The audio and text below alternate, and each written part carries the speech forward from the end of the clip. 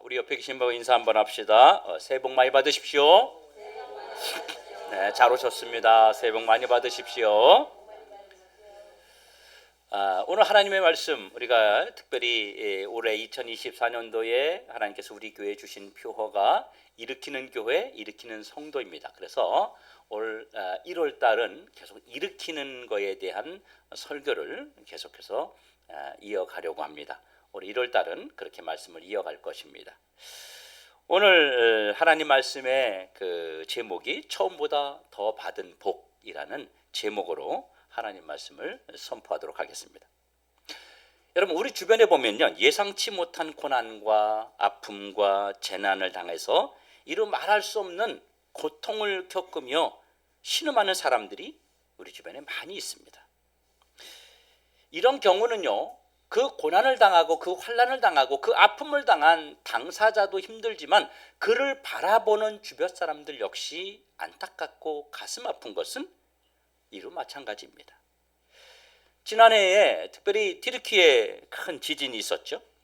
우크라이나와 러시아의 전쟁이 있고, 그리고 이스라엘과 하마스의 전쟁으로 자녀와 가족과 이웃과 삶의 모든 것을 잃어버리고 절규하는 사람들의 모습을 우리가 매스컴을 통해서 보면서 아직도 눈에 그들의 울음이 선합니다. 2024년에는요, 속히 이 모든 사람들이 이런 아픔의 자리에서 일어나 더 좋은 결과를 맞이할 수 있기를 간절히 기도합니다. 여러분, 고난과 시련은 우리 믿는 성도들에게도 예외는 아닙니다. 믿음이 강하다고 해서 시련이 안 오는 것도 아니고, 믿음이 약하다고 해서 늘 시련 속에 사는 것도 역시 아닙니다. 오늘 말씀을 통해서 우리가 만난 욥이라는 사람은요, 복의 사람이고 믿음의 사람이었습니다. 얼마나 하나님을 잘 섬기고 얼마나 하나님 마음에 쏙 드는 삶을 살았으면 하나님이 느닷없이 사탄에게 욥을 자랑합니다. 너 세상에 돌아다니면서 욥 같은 사람을 봤냐? 이 욥은 대단한 사람이야. 막 이러면서 사탄에게 자랑할 정도로 그렇게 온전한 삶을 살았던 사람입니다. 그에게는 7명의 아들과 3명의 딸이 있었습니다. 그의 소유는 양이 7,000마리였고 낙타가 3,000마리고 소가 500결이었습니다. 여기서 결이라는 말은 이 쟁기를 메고 갈 때에 2마리가 함께 하는 그 쟁기, 그걸 결이라고 합니다. 그러니까 이 소가 500, 지금 이 소가 500결이라고 하는 것은 결국은 1,000마리라는 얘기입니다. 그리고 그들에게는 종들이 아주 많았습니다. 그는 동방 사람 중에 가장 훌륭한 자라고 하는 칭찬도 받았습니다. 그런데 하나님이 오늘 본문 12절에 그런 그에게 여호와께서 욥의 말년에 욥에게 처음보다 더 큰 복을 주었다라고 말하고 있습니다. 여러분, 살면서 욥처럼 이만큼의 복을 누리는 사람이 많을까요, 적을까요? 적습니다. 찾아보기 힘듭니다.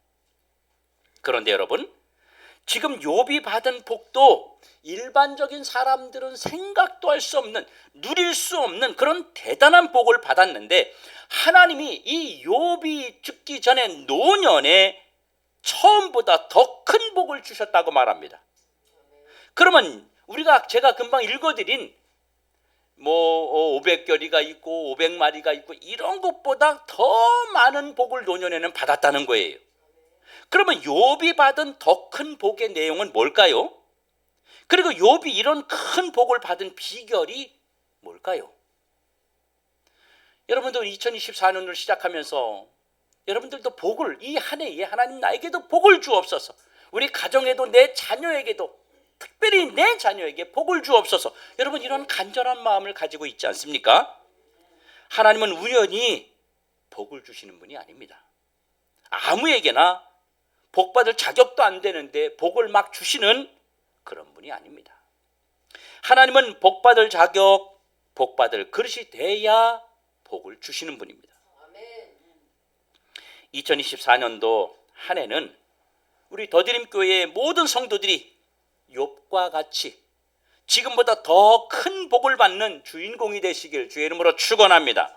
그러면 어떻게 하면 우리도 욥처럼 이 큰 복을 받아 누릴 수 있을까요? 이 방법만 알 수 있다면 우리도 욥처럼 더 큰 복을 받을 수 있지 않겠습니까? 여러분, 욥이 처음보다 노년에 더 큰 복을 받을 수 있었던 것은 바로 시험과 유혹을 이겨냈기 때문입니다. 여러분, 우리가 살면서 얼마나 많은 시험과 우리 유혹이 우리에게 다 찾아옵니까? 욥은 자신에게 닥친 그 불과 같은 시험의 자리에서 한결같은 신앙으로 일어났기 때문에 하나님께서 처음보다 더 큰 복을 채워주셨던 것입니다. 욥과 같이 이런 시험과 유혹의 자리에서 일어나는 자마다 욥이 받았던 더 큰 복의 주인공이 되는 줄로 믿으시면 아멘 합시다. 여러분, 2024년 한 해는 앞으로 우리가 살아보지 못한 시간들이 우리에게 다가오고 우리를 기다리고 있습니다. 그러나 우리는 그 앞에 어떤 일들이 기다리고 있는지 알지 못합니다. 우리 모두가 2024년 시험과 유혹의 자리에서 일어나서 걸어가고 또 회복되는, 그래서 큰 복을 받게 되는 우리 성도들이 되시기를 간절히 소원합니다. 그러면 욥이 받은 시험, 욥이 받은 유혹은 어떤 것이었을까요? 욥이 받은 시험과 유혹은 크게 두 가지였습니다. 하나는 잃어버리는 시험을 받았어요. 잃어버리는 시험. 욥기 1장 15절에 보면 주변에 있던 스바 사람들이 종들을 다 죽이고 재산을 약탈해 갔습니다. 16절에는 하늘에서 불이 떨어져서 양떼와 종들을 다 불살라 버렸습니다. 17절에는 아직도 그 모든 사건들을 수습하기도 전에 이 갈대아 사람들이 쳐들어와서 종들을 죽이고 짐승들을 다 가축들을 빼앗아 갔습니다. 1장 18절 19절에 보니까 더욱 끔찍한 것은 욥의 10명의 자녀들이 한 집에 모여 있는데 지붕이 무너져서 한 자리에서 같은 시간에 다 몰살해서 죽어버렸습니다. 그는 자신이 가지고 있던 모든 소유를 다 잃어버렸어요. 잃을 수 있는 것은 다 잃어버렸어요. 한마디로 욥은요, 모든 것을 잃어버리는 시험을 당했습니다. 여러분, 사람이 세상을 살아가면서 어떻게 이렇게 비참해질 수 있을까요? 이보다 더 많이 잃어버릴 수 있을까요? 자식이 한 명만 죽어도 우리가 평생 눈에 아른거려서 살질 못합니다. 그런데 10명의 장성한 자녀들이 다 죽어버렸어요. 여러분, 이보다 최악일 수 없습니다. 자식도 잃어버리고 돈도 잃어버리고 가족도 잃어버리고 종도 잊어버리고 그 주변에 있는 사람들까지 다 외면하고 잃어버렸습니다.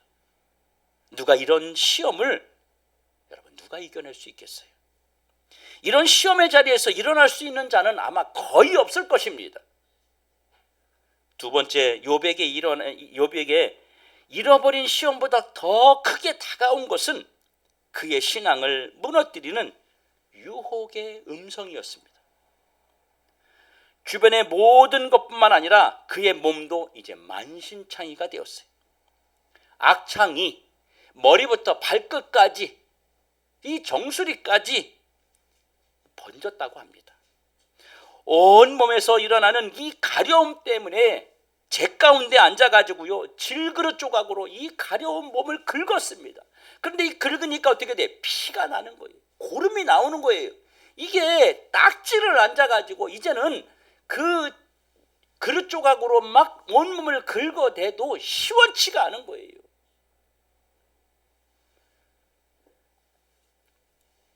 그래서 어지간한 곳으로 긁어서는 간에 기별도 안 갈 정도로 육체의 고통이 심했습니다. 이때 욥을 향한 저주의 소리가 퍼붓는 사람이 있었어요. 욥에게 저주의 소리를 퍼부었어요. 그는 바로 누구냐면 그의 아내였습니다. 욥의 신앙을 흔들며 하나님을 모욕하는 아내의 저주는 욥을 할 말을 잃게 만들었습니다. 한꺼번에 10명의 자식을 잃어버린 어미의 그 절망과 탄식이 섞인 그 아내의 음성은 정말 견디기 힘들 정도의 유혹이었습니다. 그런데 여러분 생각해 보십시오. 이 10명의 자식을 한꺼번에 잃어버린 이 어미의 심정에서 나오는 한탄과 원망과 탄식을 여러분 어떻게 막을 수 있겠습니까? 이 어미가 자기 남편에게 그저 좋은 말로 이야기했겠어요? 그러지 않았겠죠. 인간이 퍼부을 수 있는 것들은 다 퍼부어버렸어요.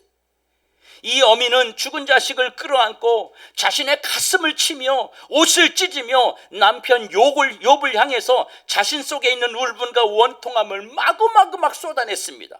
왜 그랬어요? 여러분, 오죽했으면 부인이 남편에게 네가 믿는 하나님을 차라리 저주하고 너도 죽어버려라, 그렇게 말했습니다. 이게 아내의 유혹이었어요. 이 말씀을 묵상하기 전에는 이 아내가 참 너무하다 이런 생각을 했어요. 그런데 가만히 생각해 보니까 그러고도 남겠는 거예요.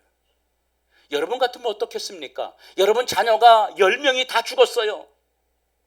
재산도 다 잃었어요. 종도 다 죽었어요. 거지 상거지가 됐어요. 이때는 남은 것이 아무것도 없어요. 거기에 몸에 병까지 들었습니다. 그런데도 하나님 감사합니다, 그러고 있다면 여러분은 여러분의 남편과 여러분의 자녀와 여러분의 아내에게 여러분은 어떻게 했겠어요? 이 욥의 아내보다도 더 심한 모습을 우리는 보이지 않았을까요? 여러분, 10명의 자녀가 한시에 다 죽었단 말이에요. 이 어미 속에 있는 이 울분을 마구마구 쏟아내는데 다 쏟아내도 그게 끝이 아니었겠죠. 또 돌아와서 또 뭐라 그러고, 또 돌아와서 또 뭐라 그러고, 아직도 성이 들풀려가지고 계속 남편에게, 욥에게 저주 아닌 저주를 막 풀어내면서, 웬만한 사람 같았으면 어땠겠어요? 그래, 나도 하나님 안 믿을 거야 이제. 뭐 이런 하나님이 다 있냐 세상에. 어떻게 이렇게 나를 힘들게 할 수 있냐. 그러지 않았겠냐고요. 그런 유혹을 이 욥은 아내가 퍼붓는 유혹을 이겨냈던 것입니다. 이런 와중에도 그의 친한 친구들은요, 욥의 가슴을 찌르는 악담을 서슴지 않았습니다. 욥의 아주 친한 절친들이 찾아와서 욥의 가슴에 못을 박는 거예요. 너 우리가 모르는 숨겨놓은 죄 때문에 너 이렇게 벌 받는 거야. 아니, 어떻게 인간이 이렇게 무너질 수가 있냐? 어떻게 이렇게 인간이 이렇게 저주를 받을 수 있냐? 그러니까 너 분명히 하나님 앞에 숨겨놓은 그런 큰 죄가 있는 거야. 그러면서 욥을 저주하고 정죄하고 판단하고 욥의 가슴을 무너뜨리는 그런 유혹을 했던 것입니다. 친구들은 욥이 깨닫지 못하는 범죄와 허물의 원인이라고 했습니다. 하나님은 행위대로 갚으시는 하나님이라고 말하면서 욥의 삶을 비난하고 정죄하고 판단했습니다. 우리가 정말 힘들고 어려울 때 여러분, 친한 절친의 말이 위로가 되고 힘이 돼야 되는데, 그런데 욥은 아주 가까운 친구들에게조차 마음 둘 수 없을 정도로 판단과 정죄를 당했습니다. 이때 욥은 얼마나 자신에게 닥친 현실을 힘들어하며 외로워했을까요? 여러분, 그러면 욥이 이 엄청난 시험과 유혹을 어떻게 이겨냈을까요? 이런 와중에도 욥은 신앙과 삶을 무너뜨리지 않았습니다. 욥이 이런 시험과 유혹의 자리에서 무너지지 않고 일어날 수 있었던 것은 바로 모든 소유에 대한 바른 신앙적 정의가 있었기 때문입니다. 모든 것이 하나님의 소유임을 고백하면서 하나님을 향한 신앙이 흔들리지 않았습니다. 자신이 가지고 있는 소유에 대한 올바른 신앙적 정의를 가지고 있었어요. 내 모든 소유는 내 것이 아니라 하나님의 것이라고 하는 소유에 대한 정의. 내 자식도 내 것이 아니라 하나님의 것이다. 내 몸도 내 건강도 내 물질도 내 종들도 다 내 게 아니고 하나님의 것이다. 그런 올바른 정의를 가지고 있었어요. 그래서 1장 22절에 보면 이렇게 말하죠. 주시니도 하나님이시고 취하시니도 하나님이시니 내가 어찌 원망할 수 있겠습니까? 이런 신앙을 가지고 있었어요.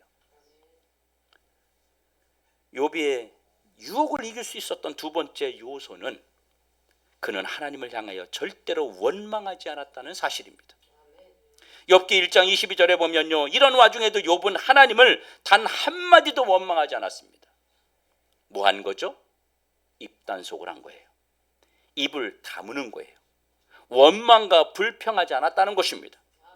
그의 고백 중에 주목할 만한 것은요, 2장 10절에 있는데, 우리가 읽지 않았지만 2장 10절에 있는데, 우리가 하나님께 복을 받았은 즉 화도 받지 아니하겠느냐. 그리고 이 모든 일이 욥의 입술에 범죄하지 아니하였더라. 하나님이 나에게 복을 주셨으니까 복만 주시는 것이 아니라 화도 나에게 주시지 아니하시겠느냐. 욥은 모든 것을 자신의 잘못으로 인정하고 그리고 회개하는 삶을 놓치지 않았습니다. 이 회개하는 자세를 끝까지 유지함으로 바로 시험과 유혹의 자리에서 일어날 수 있었던 겁니다. 자신을 돌아보지 아니하고 자신의 잘못을 고치려고 노력하지 않는 사람은 환난과 고난에서 다시 일어날 수 없습니다. 이렇게 욥이 시험을 이겨냈을 때 하나님이 욥에게 더 큰 복을 주셨던 것입니다. 욥의 고난은 어떤 단어로도 표현할 수 없는 시련과 시험이었습니다. 이런 시련과 시험 앞에서 흔들리지 않았던 욥을 하나님께서 인정하시면서 직접 욥의 편이 되어 주셨습니다. 욥의 입장에 서서 하나님이 대언해 주셨습니다. 가장 중요한 것은요, 하나님이 욥의 보호자가 되셨다는 것입니다. 하나님이 욥의 변호자가 되셔서 도리어 그렇게 욥을 판단하고 정죄했던 욥의 친구들을 하나님이 책망하셨어요.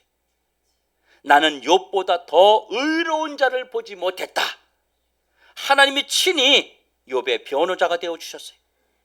하나님은 직접 이 대만 사람 욥의 친구 엘리바스에게 내 두 친구의 말이 내 종 욥의 말 같지 옳지 않았다. 그러면서 책망하심으로 욥의 신앙이 올바랐다는 것을 하나님이 직접 말씀해 주셨습니다. 그리고 욥의 중보기들을 통해서 욥의 친구들을 용서하시겠다고 했어요. 하나님이 내가 너희들을 정죄할 것인데, 그런데 욥이 하나님 내 친구들을 좀 용서해 주세요, 그렇게 기도하면 내가 너희들을 용서해 주겠다, 이렇게 말씀하신 거예요.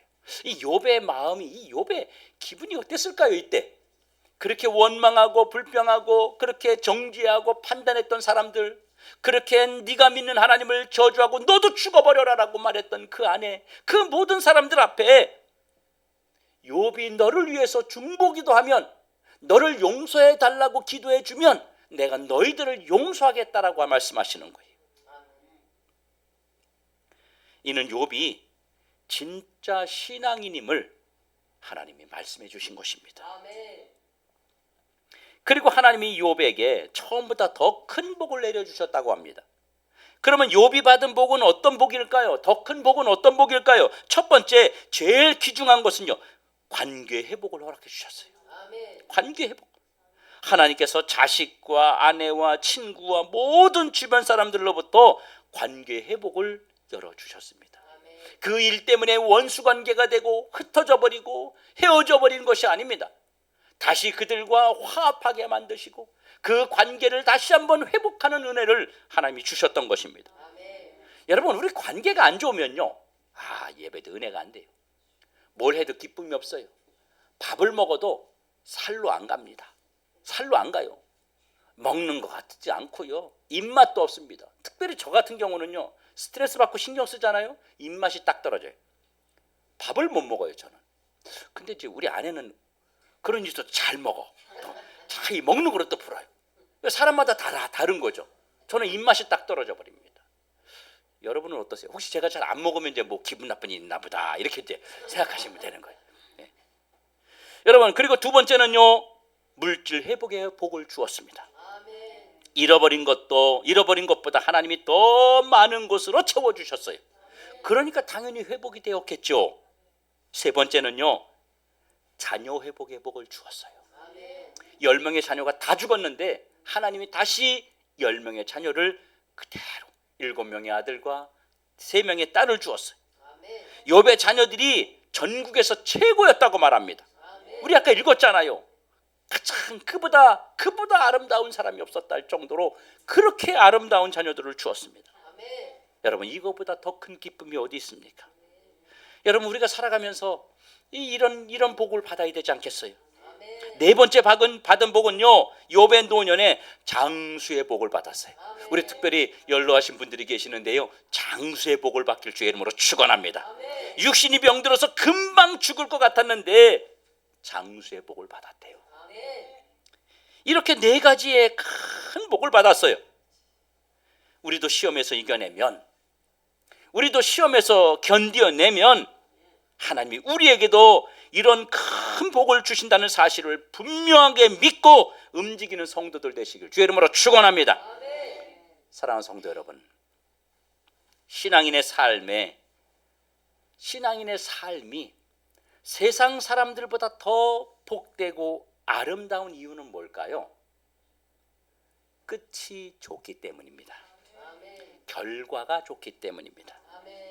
우리가 신앙생활하면서 시련과 아픔이 있지만 하나님은 우리의 마지막 시간을 승리와 영광으로 채워주십니다. 이게 얼마나 큰 복이에요. 우리가 아무리 이 땅에서 잘 먹고 잘 살아도 끝이 좋지 않으면 여러분, 그건 복이 될 수 없는 거예요. 우리 어른들이 그러잖아요. 뭐 시골, 지금은 이제 도시에서는 그런 일이 별로 없지만 시골에서는 그런 일이 많았어요. 돈 많은 집이고 잘 사는 집이고 정말 의리의리한 그런 기와집에 뭐 머슴들도 좀 데리고 살고 집에 뭐 이렇게 안에 뒤다보면 이 장작이 그냥 잔뜩 쌓여 있고, 옛날 시골 사시는 분들은 그런 거 보면 부러워했잖아요. 장작 지나가다 지금도 저는 장작이 이쁘게 쌓여 있으면 부러워요. 이뻐요. 야, 장작 참 잘 패놨다, 그런 생각이 들어요. 여러분, 그런 집 보면 부러워했잖아요. 그런데 그렇게 잘 살아도 나중에 뒤에 밖에 가서 술 먹고 뭐 하다가 객사했다, 밖에서 길거리에서 죽었다, 이러면 복된가요? 절대 복되지 않습니다. 삶이 어렵게 살고 힘들고 환난이 있다 할지라도 노년에 정말 주님 앞에 깨끗하게 복된 결과를 맞이하게 되면 우리 뭐라 그래요? 참 그렇게 고생하더니 참 그 죽을 때 정말 복되게, 또 노년에 자식이 저렇게 효도할 줄 어떻게 알았어, 이러면서 그를 더 복 있는 사람으로 우리가 보지 않느냐는 것입니다. 여러분, 우리가 일어서려면 우리를 실패하게 만들고 넘어지게 만든 세력이 무엇인지를 점검해야 됩니다. 사탄은 우리의 약점을 너무너무 잘 알고 있어요. 유난히 나의 약한 것들을 건드려서 아무것도 아닌 것을 커다란 문제로 하나님은 사탄은 만들어버립니다. 우리가 실패할 때, 우리가 시련과 아픔의 시간을 겪을 때는요, 사탄의 세력이 막 이기는 것처럼 보여요. 여러분, 그렇지 않습니까? 내가 힘들고 지치고 넘어져 있고 환난이 왔을 때는요, 사탄이 이기고 나는 진 것 같아요.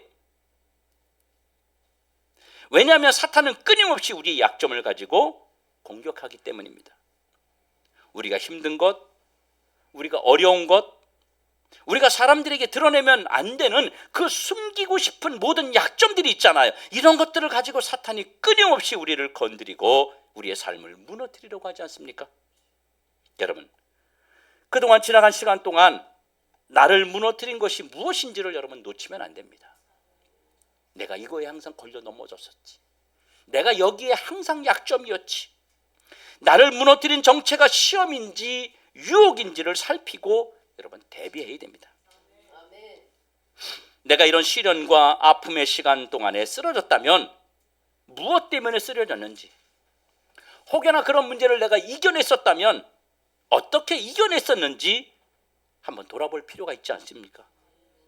사탄은 예수님까지 시험했던 자입니다. 예수님까지 공격했던 자예요.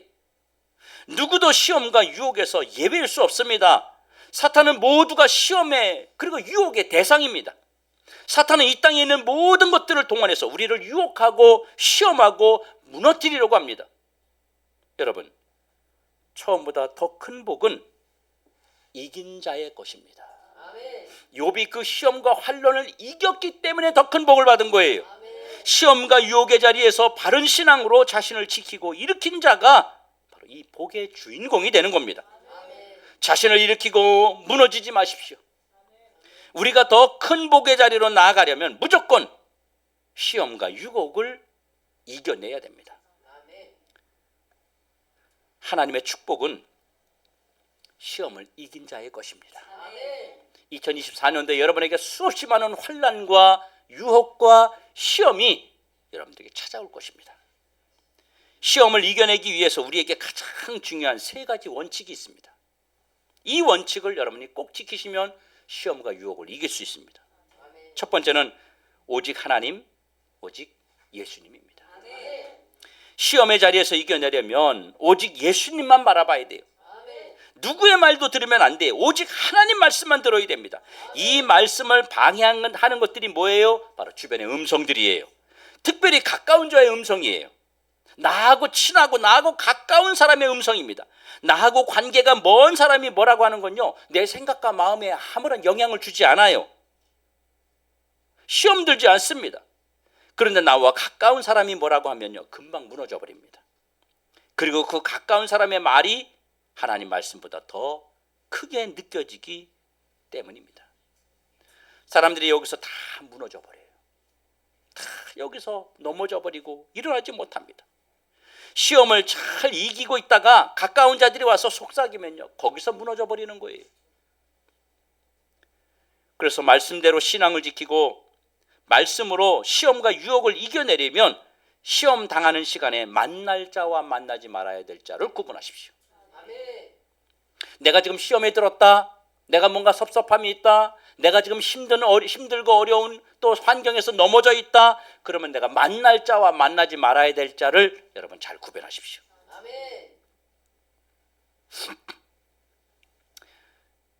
지금 나의 영적 삶에 도움이 되는지 방해가 되는 사람인지 분별하십시오. 예를 들어서 내가 힘들고 지칠 때 믿음 약한 사람 만나면요, 육적인 생각을 넣어줍니다. 육적인 조언을 해줍니다.